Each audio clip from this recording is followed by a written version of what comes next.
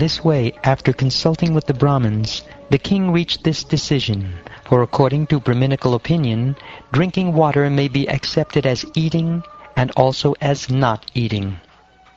O best of the Kuru dynasty, after he drank some water, King Ambarish, meditating upon the Supreme Personality of Godhead within his heart, waited for the return of the great mystic Durvasa Muni. After executing the ritualistic ceremonies to be performed at noon, Durvasa returned from the bank of the Yamuna. The king received him well, offering all respects, but Durvasa Muni, by his mystic power, could understand that King Ambarish had drunk water without his permission. Still hungry, Durvasa Muni, his body trembling, his face curved, and his eyebrows crooked in a frown, angrily spoke as follows to King Ambarish, who stood before him with folded hands. Alas! Just see the behavior of this cruel man. He is not a devotee of Lord Vishnu. Being proud of his material opulence and his position, he considers himself God. Just see how he has transgressed the laws of religion. Maharaj Ambarish, you have invited me to eat as a guest, but instead of feeding me, you yourself have eaten first. Because of your misbehavior, I shall show you something to punish you.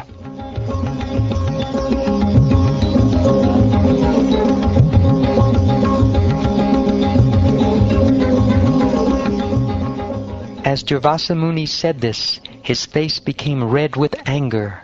Uprooting a bunch of hair from his head, he created a demon resembling the blazing fire of devastation to punish Maharaj Ambarish. Taking a trident in his hand and making the surface of the earth tremble with his footsteps, that blazing creature came before Maharaj Ambarish. But the king, upon seeing him, was not at all disturbed and did not move even slightly from his position. As fire in the forest immediately burns to ashes an angry snake, so by the previous order of the Supreme Personality of Godhead, his disc, the Sudarshan Chakra, immediately burnt to ashes the created demon to protect the Lord's devotee.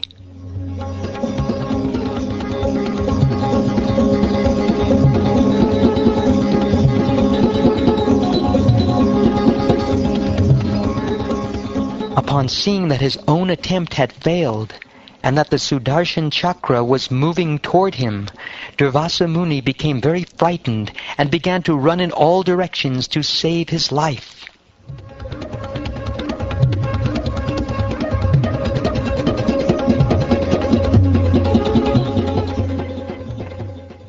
As the blazing flames of a forest fire pursue a snake, the disc of the Supreme Personality of Godhead began following Durvasa Muni.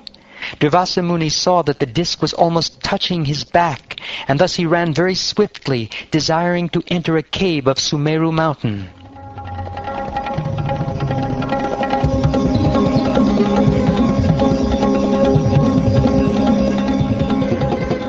Just to protect himself, Durvasa Muni fled everywhere, in all directions, in the sky, on the surface of the earth, in caves, in the ocean, on different planets of the rulers of the three worlds, and even on the heavenly planets.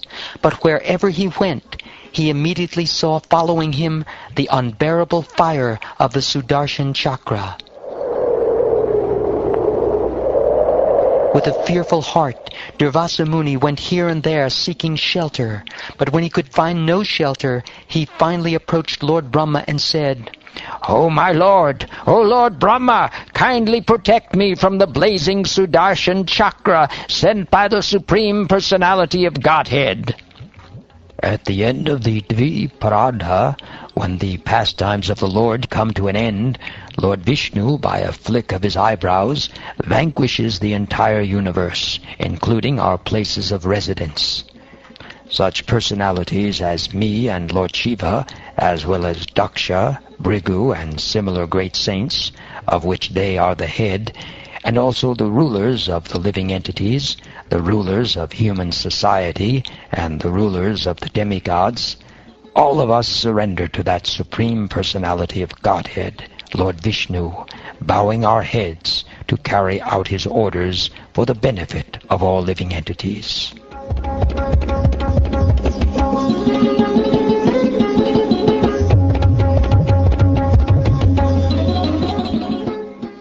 When Durvasa, who was greatly afflicted by the blazing fire of the Sudarshan Chakra, was thus refused by Lord Brahma, he tried to take shelter of Lord Shiva, who always resides on his planet known as Kailasa.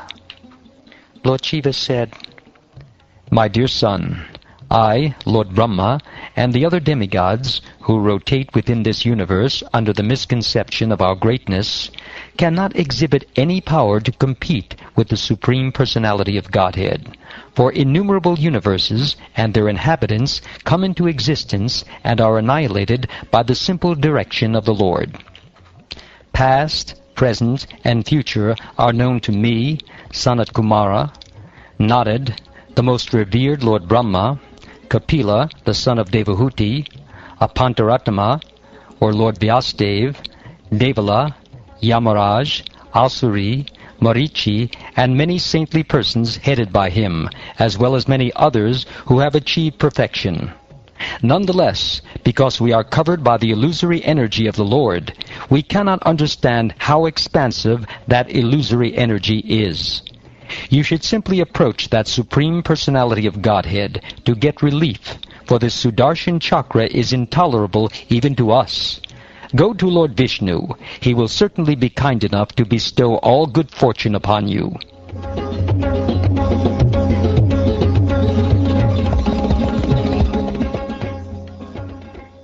Thereafter, being disappointed even in taking shelter of Lord Shiva, Durvasa Muni went to Vaikuntha Dham, where the Supreme Personality of Godhead, Narayan, resides with his consort, the goddess of fortune. Durvasa Muni, the great mystic, scorched by the heat of the Sudarshan Chakra, fell at the lotus feet of Narayan. His body trembling, he spoke as follows. O infallible, unlimited Lord, protector of the entire universe, you are the only desirable objective for all devotees. I am a great offender, my Lord. Please give me protection. O my Lord, O Supreme Controller, without knowledge of your unlimited prowess, I have offended your most dear devotee. Very kindly save me from the reaction of this offense. You can do everything, for even if a person is fit for going to hell, you can deliver him simply by awakening within his heart the holy name of your Lordship. I am completely under the control of my devotees. Indeed, I am not at all independent. Because my devotees are completely devoid of material desires, I sit only within the cores of their hearts.